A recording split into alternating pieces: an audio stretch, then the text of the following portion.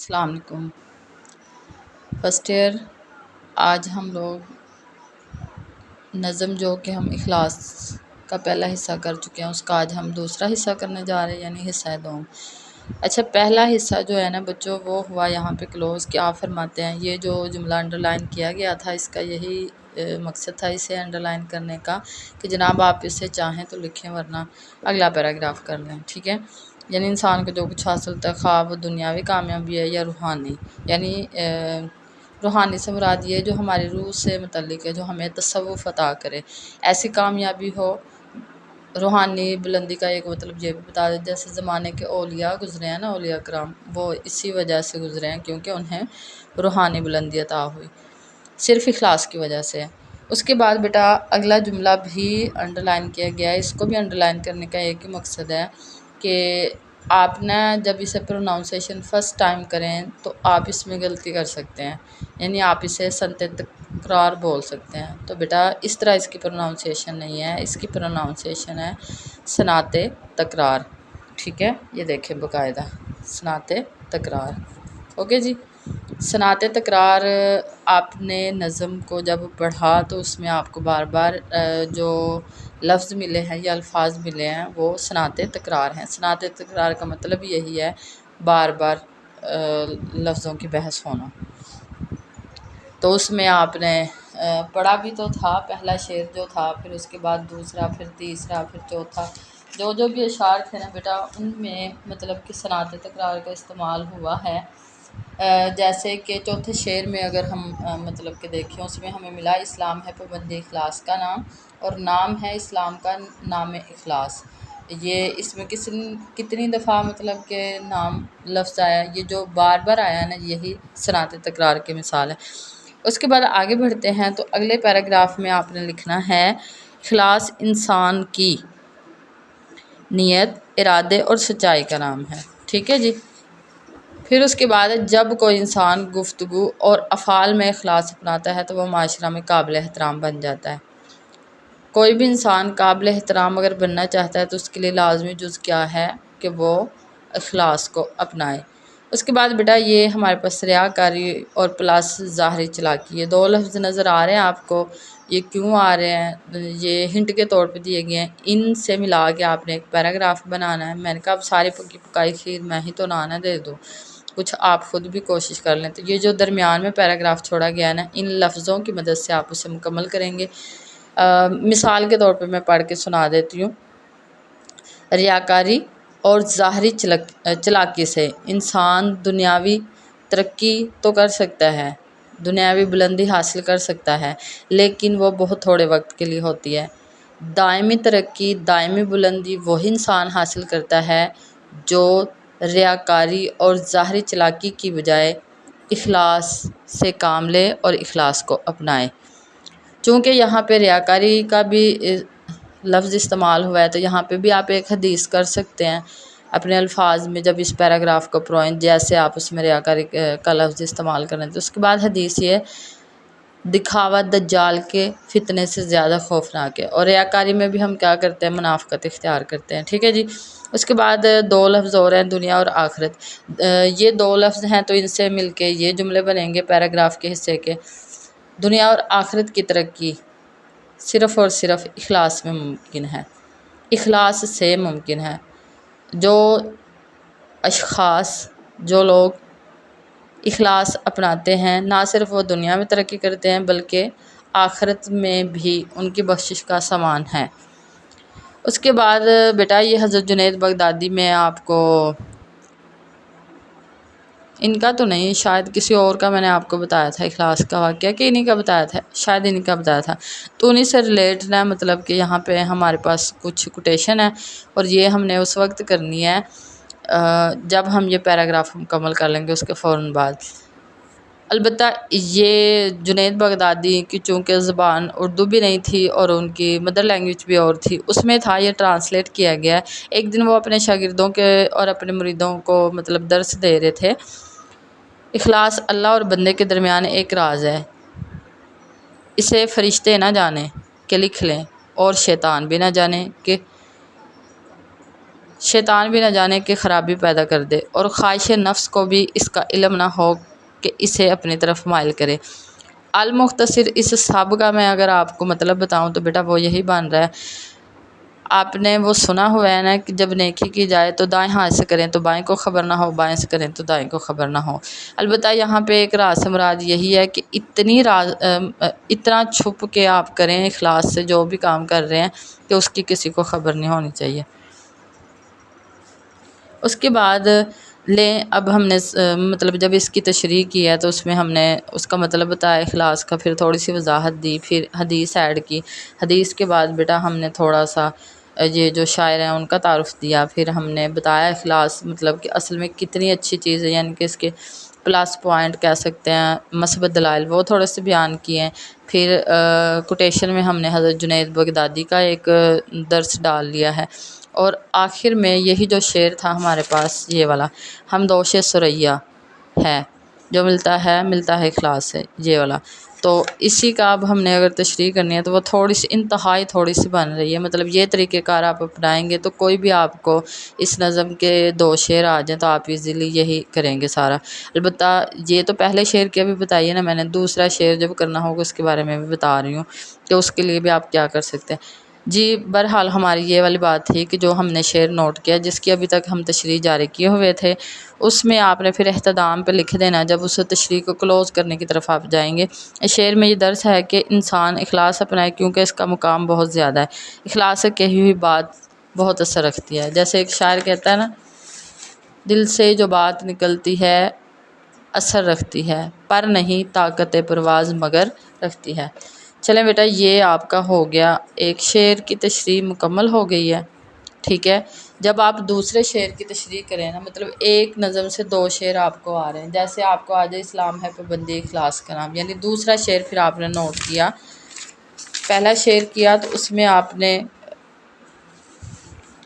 یہ دیکھیں حوالہ شعر کیا، تو پھر آپ نے یہاں پہ آپ کو ڈالنا چاہیے تھا نظم کا نام، اور یہاں پہ شاعر کا تو وہ میں نے مس کر دیا، آپ ضرور ڈالیں، ٹھیک ہے۔ ایک ایگزامپل میں آپ کو بتا دیتی ہوں، جیسے آپ دوسرا شعر، ویسے یہاں پہ نہیں وہ نوٹ کرنی دوسرے شعر پہ، پہلے شعر پہ ہی نوٹ کرنی تھی۔ اب ہمارے پاس دوسرا شعر ہے اسی نظم کا، تو اسلام ہے پابندی ہے، ٹھیک ہے۔ آگے ہم نے تسلسل کی علامت لگا دی، پھر ہم نے دوسرا مثال لکھا اور نام ہے،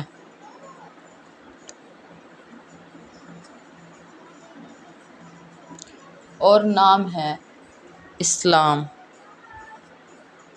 ٹھیک ہے۔ آگے والا حصہ نہیں لگا، وانس اگین تسلسل کی علامت، پھر ہم نے اس کا مفہوم بیٹا ڈالا۔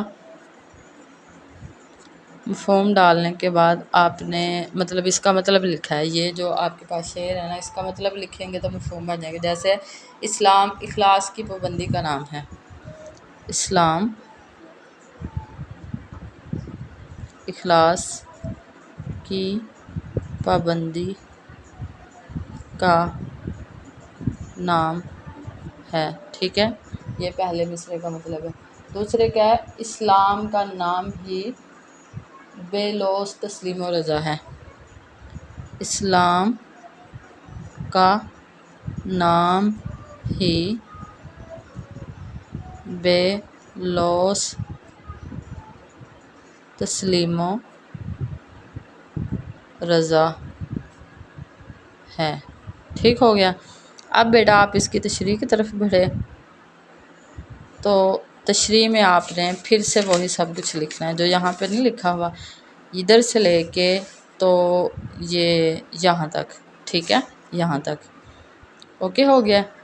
پھر یہاں تک کرنے کے بعد طریقہ کار تھوڑا سا مختلف کرنا ہے نا، پھر یہاں تک کرنے کے بعد یہ جنید بغدادی کا پہلے میں ڈال لیا نا آپ نے، تو یہ اب آپ نے اس میں نہیں ڈالنا، ٹھیک ہے۔ آپ کیا کریں گے پھر اس کے بعد جیسے آپ نے لکھا نا شعر میں یہ درس ہے، تو مطلب اتنا نوٹ کرنے کے بعد دوسرے شعر میں پھر آپ لوگ یہ والا حصہ لکھ لیں اس شعر میں، تو اس شعر میں کیا ہے، اس شعر میں اسلام کے بارے میں بتایا جا رہا ہے، یہاں پہ آپ کر دیں اسے، وہ سارا حصہ آپ نے کر لیا، پھر اختتام پہ گئے تو آپ نے جنید بغدادی کی وہ کوٹیشن نکال لی، اس کے بجائے آپ نے ڈالنا ہے اس شعر میں بتایا جا رہا ہے کہ اخلاص کے بغیر ہر قسم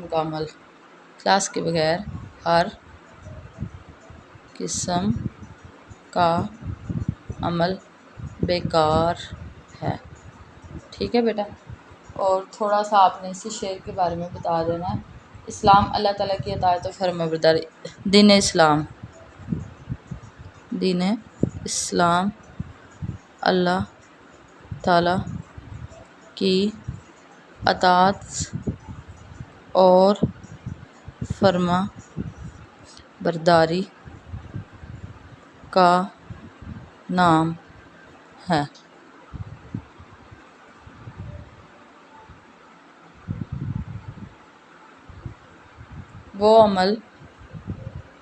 لہٰذا وہ عمل جس میں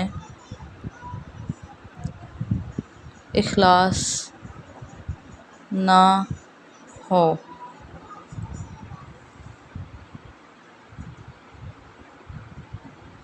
اس جسم کی مانند ہے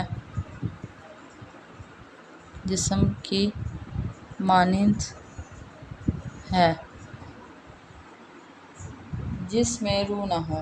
جس میں بیٹا کیا، بار بار میں یہ لگائی جا رہی ہوں تو یہ اس کا نقطہ بنا لے۔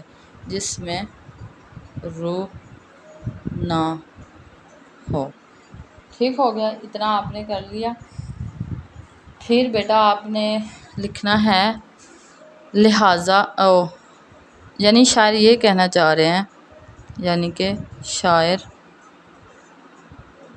یہ کہنا چاہ رہا ہے کہ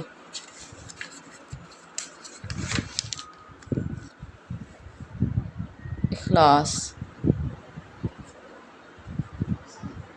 اپناؤ تاکہ دوسروں پر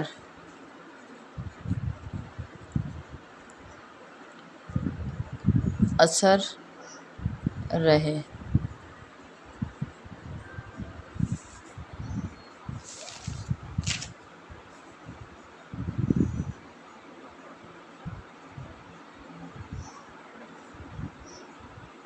تو بیٹا یہاں پہ مطلب کہ آپ ایک شعر مزید نوٹ کر سکتے ہیں، اگر وہی اثر والی ہے نا چونکہ یہاں پہ بات، تو وہ بھی کر سکتے ہیں جو پیچھے کیا ہے۔ اگر وہ نہیں کرنا تو اس کی جگہ پہ بیٹا آپ کر سکتے ہیں لفظوں کی روشنی ہے یا لہجے کی چاشنی۔ ٹھیک ہے، لفظوں کی روشنی ہے یا لہجے کی چاشنی۔ میرا تو کچھ نہیں ہے، سارا خدا کا ہے۔ میرا تو کچھ نہیں ہے، سارا خدا کا ہے۔ ٹھیک ہے، اب آپ نے اس کا بھی اہتمام کر دیا۔ اب آپ once again سنیں۔ فار ایگزامپل نہیں بلکہ یقیناً حقیقی بات ہے۔ پہلا شعر ہمیں 2 اشعار آئے اسی نظم کے، تو پہلا ہم نے یہ لکھا، اس کے بعد ہم نے شاعر کا نام لکھ لیا، نظم کا نام لکھا، پھر ہم نے مفہوم لکھا۔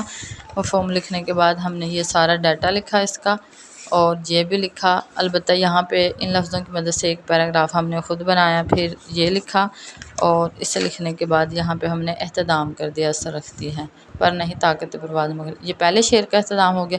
دوسرا شعر بھی ہمیں اسی نظم کا ہے، تشریح کرنے کے لیے ملا ہوا، تو ہم نے یہ لکھا، اس کے بعد مفہوم کے بعد تشریح میں once again یہی سب کچھ ڈالیں گے جو ہم نے پہلے میں لکھا، کہاں تک، یہاں تک۔ ٹھیک ہے، البتہ جنید بغدادی کا جو مطلب کہ درس جو کہ وہ اپنے شاگردوں سے کر رہے تھے، وہ یہاں پہ نوٹ نہیں کریں گے بلکہ یہاں تک ہی کریں گے، اس پیراگراف تک، اور پھر ہم لوگوں نے بیٹا وہاں تک نوٹ کرنے کے بعد آگے ہم نے خود اپنی اس سے کرنا ہے، سیلف سے اور آپ اسے یاد کر لیں گے تو پھر تو سیلف بھی ختم ہو جائے گا، پھر تو آپ کو یہی یاد کیا ہوا رہ جائے گا کہ اس شعر میں بتایا جا رہا ہے کہ اخلاص کے بغیر ہر قسم کا عمل بیکار ہے۔